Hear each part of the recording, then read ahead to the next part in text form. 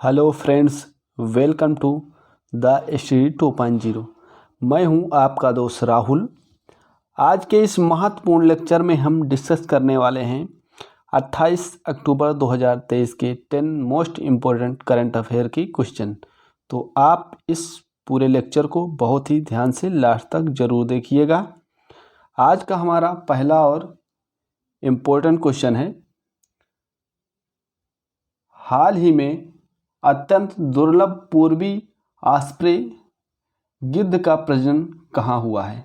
तो इसका जो राइट आंसर है ऑस्ट्रेलिया। ऑस्ट्रेलिया में गिद्ध प्रजनन हुआ है। याद रखें, यह एक जो है विलुप्त प्राणी है और ऑस्ट्रेलिया के जो पीएम हैं वो एंथनी एल्बनीज हैं। याद रखें, और ऑस्ट्रेलिया की जो राजधानी है वो कैनबरा है और ऑस्ट्रेलिया को प्यासी भूमि का देश भी कहते हैं। तो इस बात को याद रखें। चलते हैं, कुछ रामबाण बातें और याद रखें।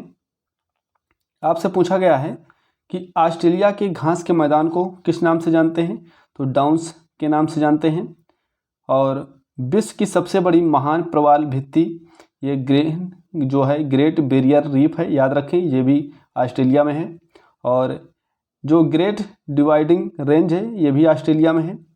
मर्रे डार्लिंग नदी ऑस्ट्रेलिया में है। और गिब्सन मरुस्थल, ग्रेट विक्टोरिया मरुस्थल ऑस्ट्रेलिया में हैं। और कारगुली और कुलगार्डी ये सोने की खाने हैं। याद रखें, सोने के लिए प्रसिद्ध हैं। ये भी ऑस्ट्रेलिया में है। तो इस बात को याद रखें। आगे बढ़ने से पहले दोस्तों मैं बता दूं, यदि आपको वीडियो पसंद आ रही है तो प्लीज़ वीडियो को लाइक करें। और यदि आपने अभी तक मेरा चैनल को सब्सक्राइब नहीं किया है तो प्लीज़ चैनल को सब्सक्राइब भी करें और इस वीडियो को ज़्यादा से ज़्यादा अपने दोस्तों के साथ शेयर करें। आगे बढ़ते हैं। क्वेश्चन नंबर हमारा 2 है, दुनिया का सबसे बड़ा न्यूट्रिनो कण डिटेक्टर ट्राइडेट का निर्माण कौन करेगा? आपसे पूछा गया है कि दुनिया का जो सबसे बड़ा न्यूट्रिनो कण जो डिटेक्टर ट्राइडेट का निर्माण कौन करेगा? तो ये चीन इसका निर्माण करने वाला है। याद रखें, न्यूट्रिनो जो है के बारे में पता लगाने के लिए इसका निर्माण किया जाएगा। और इसे जो न्यूट्रिनो को जो है भूत कण कहा जाता है, इसे भूत कण कहा जाता है। याद रखें, और ये आवेश रहित है न्यूट्रिनो और बहुत कम इसका द्रव्यमान होता है। तो इस बात को जरूर याद रखें। आगे बढ़ते हैं, कुछ रामबाण बातें याद रखें। विश्व का सबसे बड़ा न्यूट्रिनो वेधशाला आपसे पूछे तो अंटार्कटिका में स्थापित किया गया है। और भारत में न्यूट्रिनो वेधशाला जो है वो है थेनी जिला, जो कि तमिलनाडु में है। वहाँ पे भारत में जो न्यूट्रिनो वेधशाला थेनी जिला तमिलनाडु में है। और विश्व का सबसे बड़ा न्यूट्रिनो वेधशाला आपसे पूछे तो अंटार्कटिका में है। इस बात को याद रखें। और अब अगला है कि जो लीगो वेधशाला कहाँ है? ये है हिंगोली महाराष्ट्र में जो लीगो वेधशाला। और आपसे पूछे चीन का शोक किसे कहते हैं? तो हांगहो नदी कहते हैं। और बिहार का शोक आपसे पूछे तो जो है कोसी नदी को बिहार का शोक कहते हैं। ठीक, याद रखें। और परमाणु सिद्धांत का जनक ये डाल्टन है। और डोकलाम विवाद आपसे पूछे तो भारत, भूटान और चीन के बीच डोकलाम विवाद है। तो इस बात को याद रखें, पूछ सकता है परीक्षा में, तो याद रखें। क्वेश्चन नंबर हमारा 3 है, देश का तीसरा नेशनल एजिंग सेंटर कहाँ स्थापित होगा? तो ये जो स्थापित होगा BHU, जो BHU उत्तर प्रदेश है वहाँ पे स्थापित होगा। याद रखें। तो आपसे पूछे फर्स्ट एम्स दिल्ली में स्थापित हुआ है, सेकेंड मद्रास में, ये तीसरे नंबर का है जो BHU उत्तर प्रदेश में जो है एजिंग सेंटर स्थापित होगा। और ये जो है एजिंग सेंटर है वो वृद्धावस्था में देखभाल के लिए स्थापित किया जाएगा। तो इस बात को याद रखें। कुछ रामबाण बातें और याद रखेंगे। आपसे पूछा है कि देश का पहला यूनिटी मॉल कहाँ स्थापित किया गया है? तो उज्जैन में स्थापित किया गया है। और देश का पहला नैनो लिक्विड यूरिया संयंत्र ये कलोल गुजरात में लगाया गया है। और सेकेंड वाला जो है वो प्रयागराज में स्थापित किया जाएगा। और देश का पहला 3D मुद्रित डाकघर आपसे पूछे तो ये बेंगलुरु में स्थापित किया गया है। और देश की पहली पुलिस ड्रोन यूनिट आपसे पूछे तो ये चेन्नई में स्थापित की गई है। तो इस बात को याद रखें, सारे महत्वपूर्ण हैं। ये जो रामबाण है बातें हैं, इनको याद रख जरूर कहीं नोट करके रखें और नोट करके रखें किसी कॉपी में, ठीक है, बनाते रहें नोटबुक। आगे बढ़ते हैं। क्वेश्चन नंबर हमारा 4 है। आपसे पूछा गया है कि हाल ही में प्रोजेक्ट नीलगिरी ताहर किसने प्रारंभ किया है। तो इसको जो प्रारंभ किया तमिलनाडु द्वारा प्रारंभ किए गए हैं प्रोजेक्ट नीलगिरी ताहर। तो याद रखें, नीलगिरी ताहर के संरक्षण के लिए इसे स्थापित किया गया है, वहाँ प्रारंभ किया गया है और इसकी जो लागत है वो 25 करोड़ इसकी लागत है। और वहाँ के जो सीएम हैं जो तमिलनाडु के हैं वो एम स्टालिन वहाँ के सीएम हैं। कुछ रामबाण बातें और याद रखेंगे इससे। प्रोजेक्ट उद्भव पूछे तो ये राजनाथ ने इसे लॉन्च किया है। राजनाथ, इस सेना के आधुनिकीकरण के लिए इसे लॉन्च किया गया है राजनाथ द्वारा, प्रोजेक्ट उद्भव। और प्रोजेक्ट क्लैप आपसे पूछे तो शिक्षा से संबंधित है, ये उत्तराखंड द्वारा लॉन्च किया गया है। और प्रोजेक्ट नमन, ये भारतीय सेना के परिवार की सहायता के लिए प्रोजेक्ट नमन चलाया गया है। और प्रोजेक्ट टाइगर है, ये 1973 में शुरू किया गया है, इसे अब 50 साल पूरे हो चुके हैं। और उद्गम पोर्टल को आरबीआई द्वारा शुरू किया गया है, ठीक है, याद रखें। चलते हैं आगे बढ़ते हैं। क्वेश्चन नंबर हमारा 5 है। हाल ही में रोजगार के अवसरों को बढ़ावा देने के लिए I start talent connect portal किसने लॉन्च किया है। जो आई स्टार टैलेंट कनेक्ट पोर्टल जो लॉन्च किया गया है वो राजस्थान द्वारा लॉन्च किया गया है, याद रखें। इसका जो उद्देश्य है स्टार्टअप इकोसिस्टम को मजबूत करने के लिए इसे स्थापित किया जाएगा। तो याद रखें, कुछ रामबाण बातें और याद रखेंगे। आपसे पूछा गया है कि राइट टू हेल्थ बिल यह राजस्थान द्वारा पास किया गया है। और सीएम चिरंजीवी बीमा योजना जो है यह राजस्थान द्वारा शुरू की गई है। इस बीमा की जो राशि है वो 25 लाख हो गई है, याद रखें। और अधिवक्ता संरक्षण कानून पेश करने वाला पहला आपसे राज्य पूछे तो ये भी राजस्थान है, याद रखें। और राजस्थान में वर्तमान में कुल जिले आपसे पूछे तो 53 जिले हो गए हैं। और संभाग की बात करें तो 10 संभाग हो गए हैं राजस्थान में। तो सारी बातें याद रखें, एक बार फिर सुन लें। जो राइट टू हेल्थ बिल ये राजस्थान द्वारा पारित किया गया है। जो सीएम चिरंजीव बीमा योजना है ये राजस्थान द्वारा पारित किया गया है। इसकी जो राशि है, राशि याद रखेंगे, इसकी जो राशि है 25 लाख हो गई है। अधिवक्ता संरक्षण कानून पेश करने वाला पहला राज्य राजस्थान बना है। और राजस्थान में वर्तमान में जिले 53 है और संभाग 10 हैं। तो इन बातों को याद रखें। आगे बढ़ते हैं। क्वेश्चन नंबर हमारा 6 है। आपसे पूछा गया है दूसरा सरस आजीविका मेला कहाँ प्रारंभ होगा।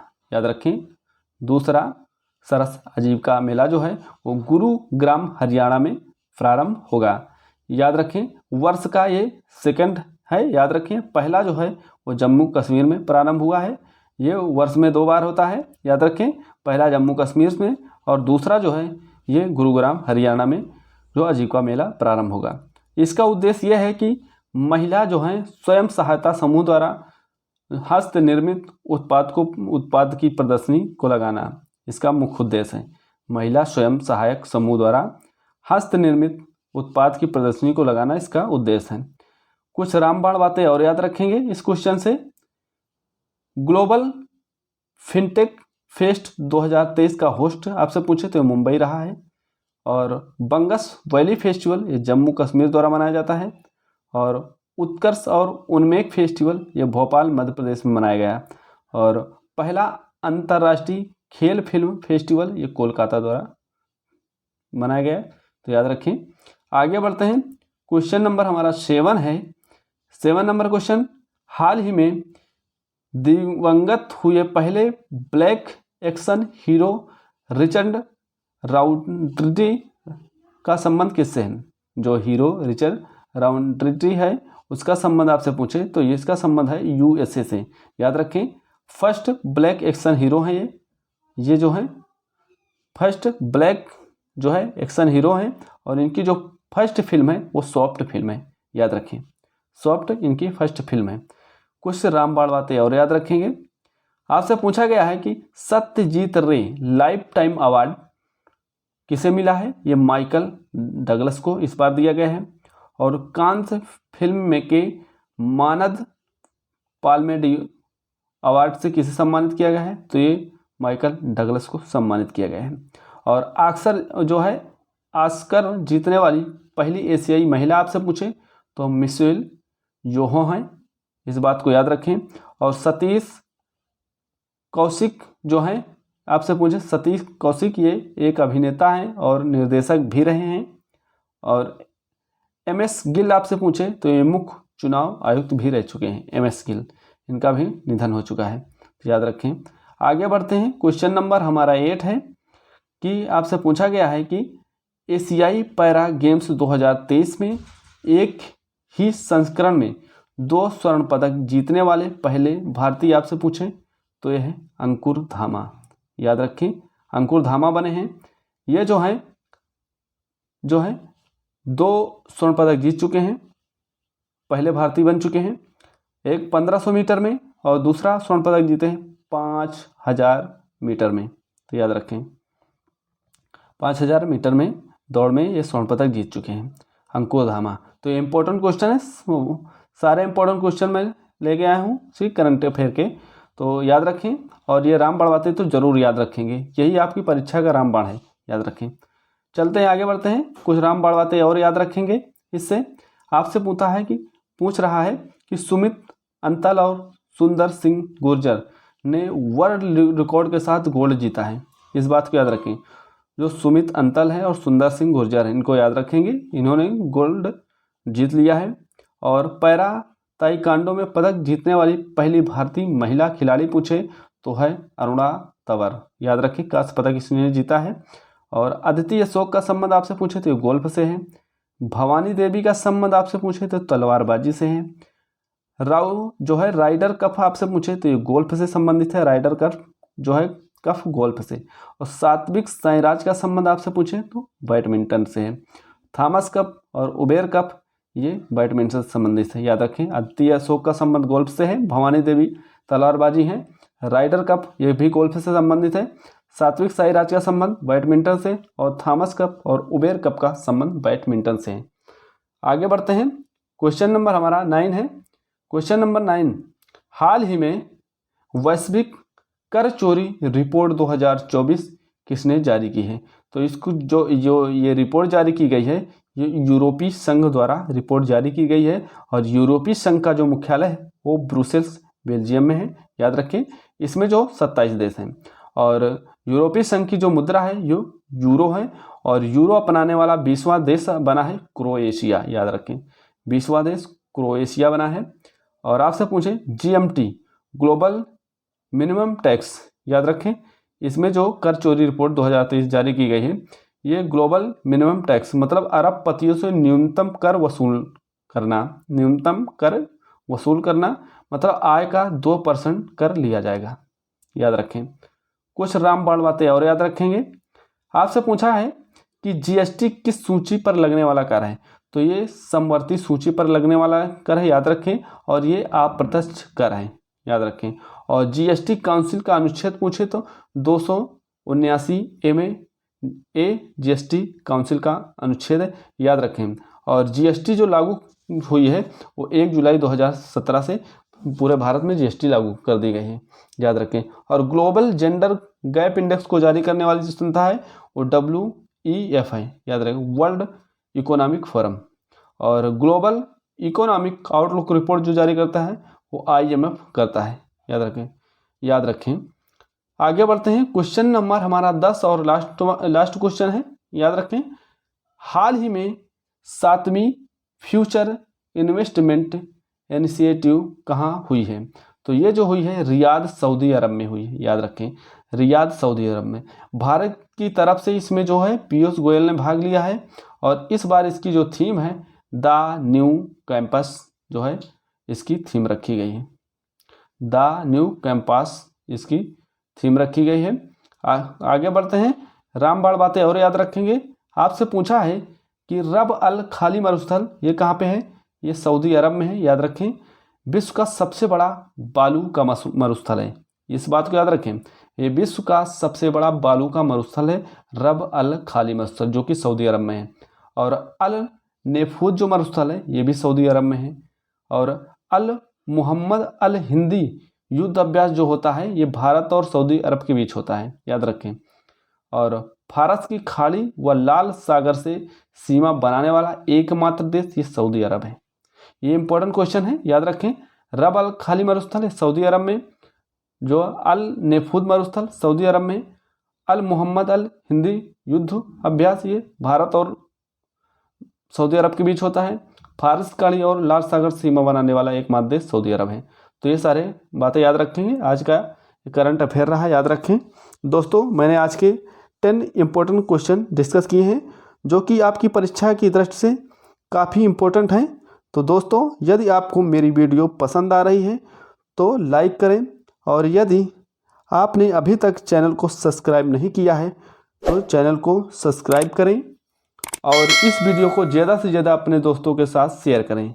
यदि आपको इस वीडियो से संबंधित कोई सुझाव देना है तो आप कमेंट सेक्शन में दे सकते हैं। दोस्तों, बस आज के लिए यहीं तक, मिलते हैं नेक्स्ट वीडियो में। आज के लिए जय हिंद, जय भारत दोस्तों।